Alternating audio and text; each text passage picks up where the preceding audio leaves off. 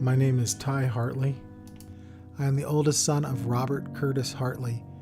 The video that you're going to see today is a tribute to my father, his accomplishments in life, and his legacy to his family. More than that, it is a story about a father, his son, and the influences he had on me that made me who I am today.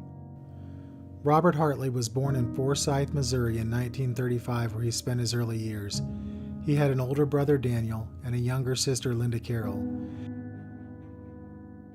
He is survived by his 3 children, Kathy, Ty, and Kurt. He is also survived by his 11 grandchildren.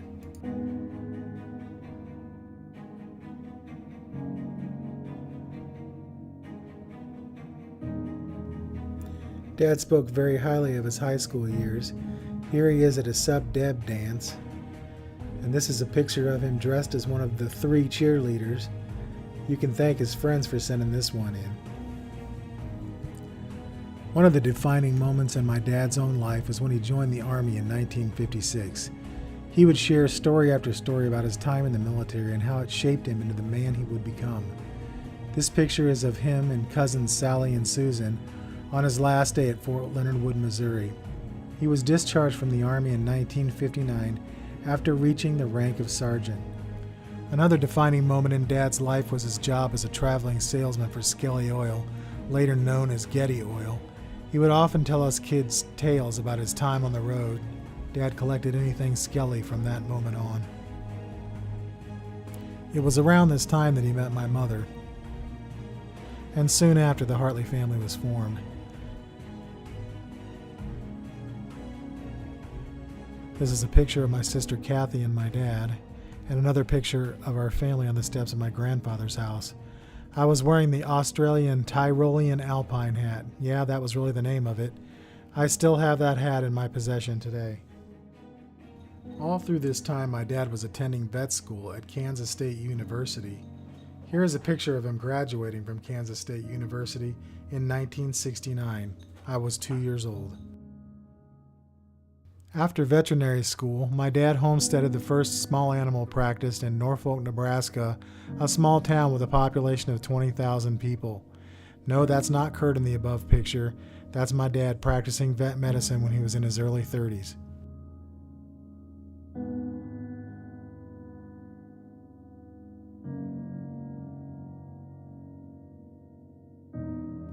My younger days were filled with bliss as Dad and I played cars and trucks on the living room floor, and I spent many a time taking a nap in the crook of his protective arms. Here's a picture of Kathy and Dad spending some quality time together coloring in one of Kathy's coloring books, and another as Dad helps her with a kite in front of the family car. Time marches on as it always does, and Dad taught us how to be men. We grew up and got married.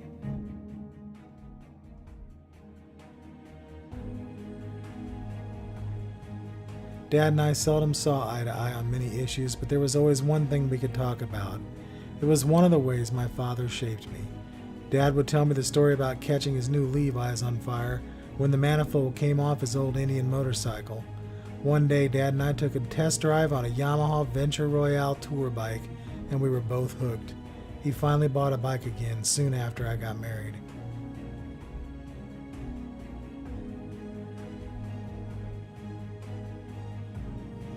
When I came back home for Thanksgiving one fall, my father presented me with my very first motorcycle as a graduation present.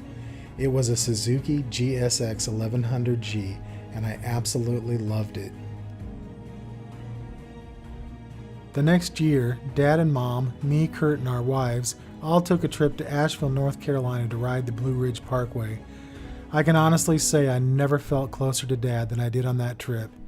Dad, Kurt, and I would end up spending many hours riding together, and to this very day, I have never been without a motorcycle. And it all started with Dad and that trip on the Venture Royale through the Nebraska farmlands. This is a picture of my dad on the last motorcycle he ever owned before becoming too weak to ride.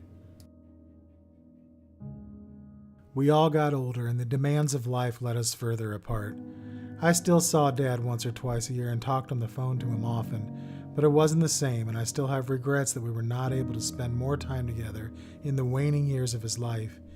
Even so, Dad's lessons to me while I was in my youth left a lasting impression on me. His work ethic, his moral character, his commanding nature all became pieces in the picture of who I am today.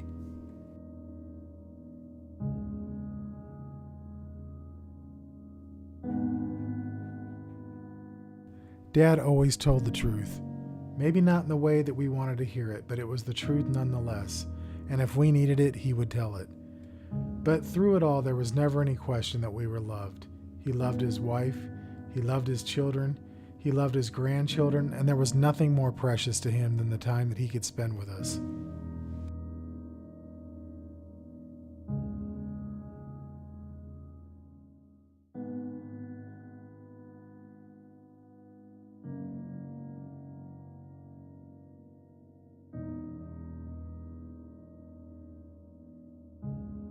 Mom's death changed him. He was never quite the same. His health started deteriorating even more rapidly. He needed personal, hands-on love and attention. Right when we needed her most, Kathy stepped in.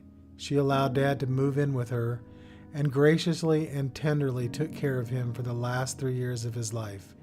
I can assure you this was not an easy job. Nevertheless, they took him in. They included him in all their family events. They treated him like royalty. And with that, I would just like to say, Kathy, thank you. We owe you a debt of gratitude we can never repay.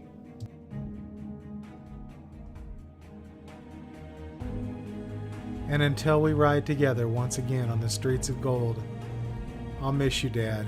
You were truly one of the greats. Things can never be the same without you. Hi, Daniel. It's now 6:06 p.m. and I'm home at last. I'd love to talk to you, and maybe we could pray together. I love you, son. I love you very much. Bye-bye.